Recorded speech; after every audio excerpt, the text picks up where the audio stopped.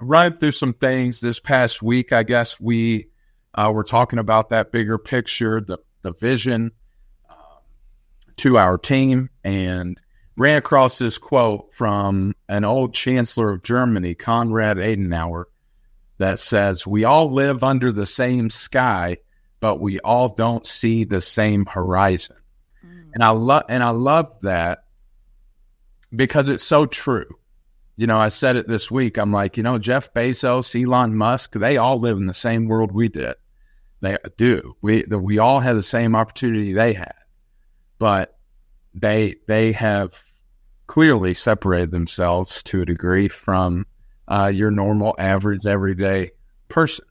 And a lot of that comes from vision. So we want to talk about vision today.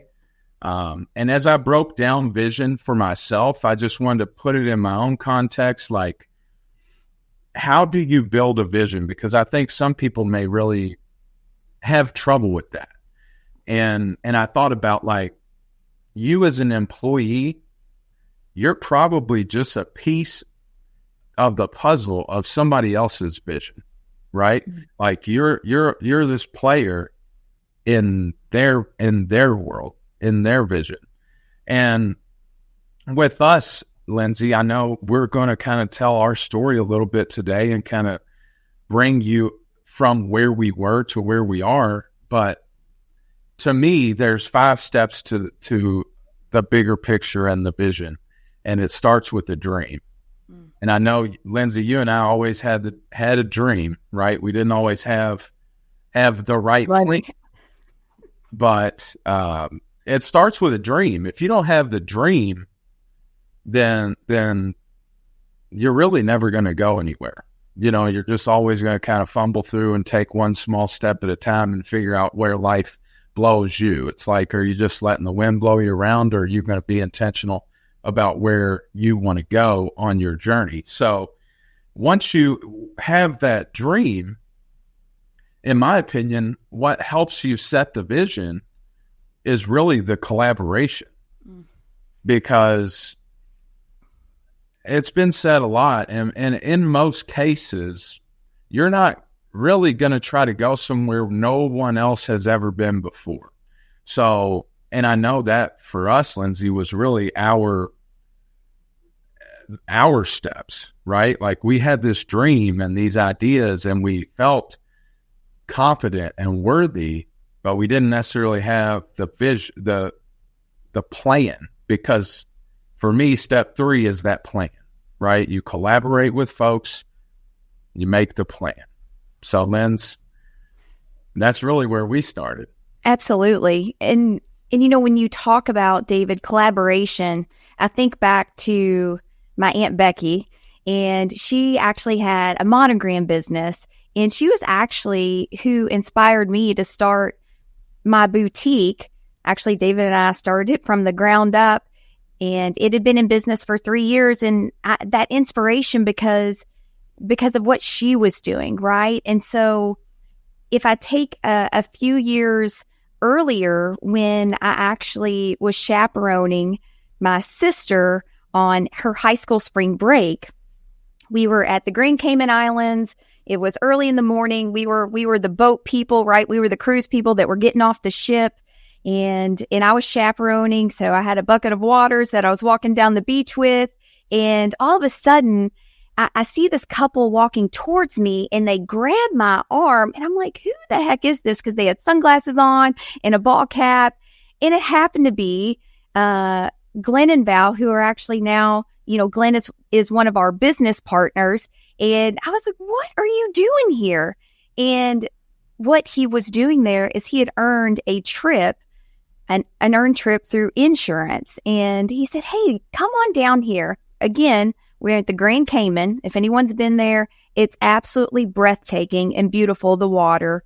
But he walked me down. They were actually staying at the Ritz-Carlton, and I was just in awe of what you were able to accomplish just by putting in hard work, right? He had earned that trip, but in that moment, David, I really got to see a different lifestyle, right? I got to see a different lifestyle of something that they had worked really hard to earn, and he had achieved it. And so when I go back to when we were at the boutique, when we had started it from the ground up and we were working super hard, and I was the only person answering the phone or ordering merchandise, servicing the customers, and we weren't making any money, there was always this dream, this bigger picture in the back of my mind of, hey, I wonder if I could do what he does, right? As far as insurance.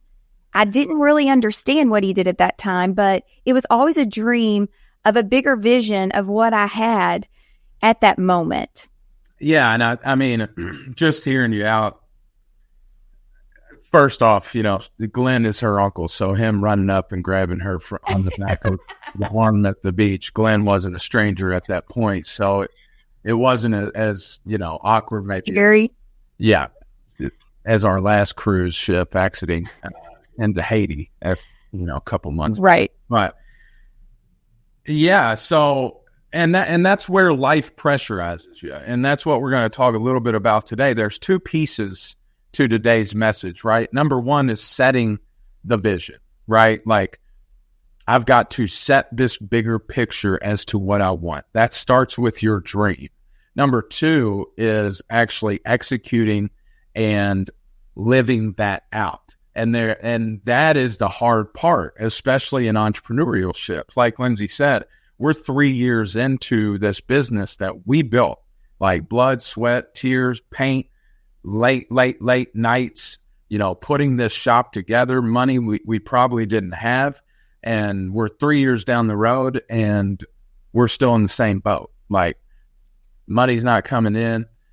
Business isn't doing what it needs to do for us to live our life, right?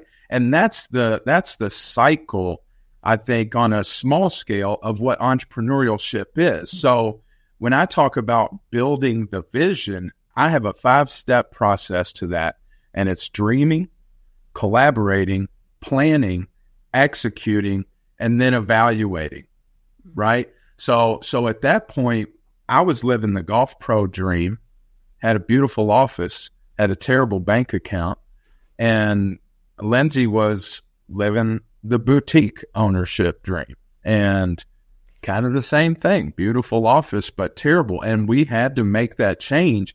And Glenn had always been that person that showed us a lifestyle, was closer to the dream that we had, right? Financial freedom, the ability to take these nice vacations, not working your life away.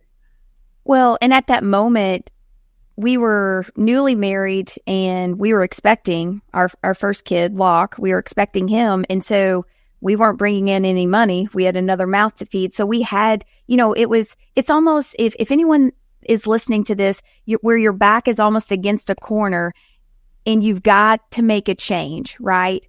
And what I will say is that even though we weren't making any money and I was jumping straight into full commission sales, which sounds crazy.